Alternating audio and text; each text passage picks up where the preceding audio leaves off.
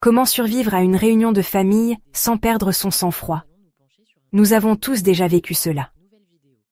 L'invitation tant redoutée à la réunion de famille arrive, et vous vous retrouvez soudainement transporté à l'âge de 12 ans, vous demandant comment vous allez survivre aux prochaines heures sans perdre complètement la tête. Qu'il s'agisse des opinions politiques douteuses de votre oncle, des questions incessantes de votre tante sur votre vie amoureuse ou du besoin de votre cousin de toujours en rajouter une couche à chacune de vos anecdotes, les réunions de famille peuvent donner l'impression de naviguer dans un champ de mines sociales, les yeux bandés. Mais voilà, survivre à une réunion de famille ne nécessite pas un diplôme en psychologie ni la patience d'un saint. Il suffit de quelques stratégies astucieuses et peut-être d'un bon sens de l'humour. Aujourd'hui, nous allons explorer quelques méthodes éprouvées qui vous aideront non seulement à survivre, mais aussi à apprécier votre prochaine réunion de famille. Tout d'abord, parlons de la préparation. Vous ne partiriez pas au combat sans armure. Alors pourquoi vous rendre à une réunion de famille sans stratégie? Avant même de franchir la porte, préparez-vous mentalement à affronter les suspects habituels. Vous savez exactement de qui il s'agit. Il y a le parent qui vous demande toujours pourquoi vous êtes toujours célibataire, celui qui insiste pour vous faire part de sa dernière théorie du complot, et le membre de la famille qui transforme chaque conversation en compétition.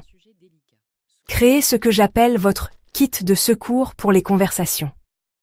Préparez à l'avance quelques sujets sûrs. Posez des questions sur leurs loisirs, leurs animaux de compagnie ou leur dernier voyage. Ces sujets sont généralement neutres et peuvent vous aider à éviter les sujets controversés. Considérez-les comme des bouées de sauvetage lorsque la conversation commence à s'envenimer. Passons maintenant au sujet qui fâche, les parents difficiles. Toutes les familles en ont, et faire comme s'ils n'existaient pas ne les fera pas disparaître. Développez plutôt ce que j'appelle la méthode de la pierre grise. Lorsque vous êtes confronté à un membre de votre famille particulièrement difficile, devenez aussi intéressant qu'une pierre grise. Donnez des réponses courtes et polies, sans alimenter le drame. Si votre oncle se met à fulminer contre la politique, contentez-vous d'acquiescer et de dire quelque chose comme « C'est intéressant, oncle Bob. As-tu goûté la salade de pommes de terre ?» Cette technique fonctionne parce qu'elle ne donne pas à votre interlocuteur la réaction qu'il attend et vous permet de rediriger la conversation sans être impoli ou agressif. N'oubliez pas que vous ne pouvez pas contrôler ce que les autres disent ou font, mais vous pouvez tout à fait contrôler votre réaction. Une autre tactique de survie essentielle consiste à maîtriser l'art du positionnement stratégique. Cela peut sembler ridicule, mais l'endroit où vous vous asseyez ou vous tenez peut faire une énorme différence dans votre expérience des réunions de famille. Placez-vous près de la cuisine ou de la sortie. La cuisine est l'endroit idéal, car vous pouvez toujours vous excuser pour aider à préparer le repas, et être près de la sortie vous permet de sortir facilement prendre l'air si nécessaire. Évitez les coins où vous risquez d'être pris dans de longues conversations et ne vous asseyez pas en face de vos proches les plus difficiles. Asseyez-vous plutôt dans un angle qui vous permet d'inclure facilement les autres dans la conversation ou de vous éclipser avec élégance si nécessaire. Parlons du pouvoir des alliés. Identifiez dès le début vos alliés lors de la réunion de famille. Il s'agit des membres de votre famille qui partagent votre sens de l'humour, comprennent votre point de vue ou vous apaisent simplement par leur présence. Restez près de ces personnes, mais pas trop près au point de devenir inséparables. Elles peuvent servir de tampon dans les conversations et vous apporter un soutien moral lorsque les choses deviennent tendues. Si vous avez des frères et sœurs ou des cousins qui comprennent votre situation, mettez en place des signaux subtils avec eux. Un sourcil levé peut signifier « Aide-moi à échapper à cette conversation », tandis qu'une tape sur l'épaule peut signifier « Allons prendre l'air ». Avoir un soutien rend tout plus facile. La gestion du temps est un autre élément crucial. Vous n'êtes pas obligé de rester pendant toute la durée de chaque réunion de famille. Arrivez avec un peu de retard et partez à une heure raisonnable. Cette stratégie vous permet de participer aux événements principaux tout en évitant les arrivées précoces potentiellement gênantes et les drames de fin de soirée qui surviennent parfois lorsque les gens ont passé trop de temps ensemble. Lorsque vous arrivez, Faites rapidement le tour des invités. Saluez tout le monde avec sincérité. Demandez-leur comment ils vont, puis passez à autre chose. Cette approche montre que vous vous intéressez à tout le monde sans vous enliser dans une conversation trop longue.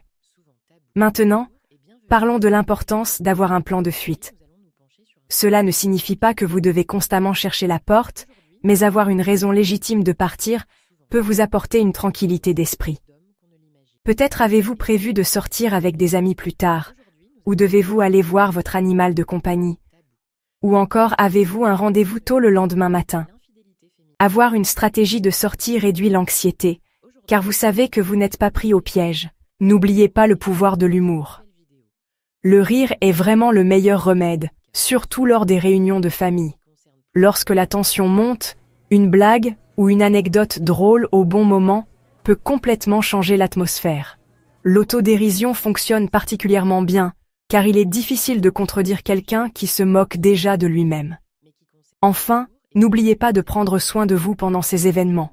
Sortez prendre l'air quand vous en avez besoin. Hydratez-vous, mangez quelque chose de consistant pour ne pas être de mauvaise humeur à cause de la faim, et ne vous sentez pas coupable de faire une pause pour aller aux toilettes si vous avez besoin d'un moment pour vous ressaisir. Et surtout, essayez de vous rappeler pourquoi vous êtes là. Malgré leurs excentricités et vos différences, ce sont des personnes qui vous aiment et que vous aimez, même si elles vous rendent parfois fou.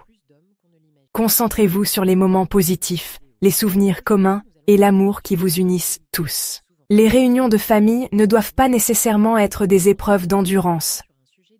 Avec un état d'esprit positif, une planification stratégique et un bon sens de l'humour, vous pouvez non seulement survivre, mais aussi créer de merveilleux souvenirs. Après tout, ces réunions fournissent souvent les meilleures anecdotes à raconter plus tard. N'oubliez pas que chaque famille est merveilleusement dysfonctionnelle à sa manière, et c'est ce qui la rend intéressante. Acceptez le chaos, attendez-vous à l'inattendu et n'oubliez pas de rire de l'absurdité de la situation.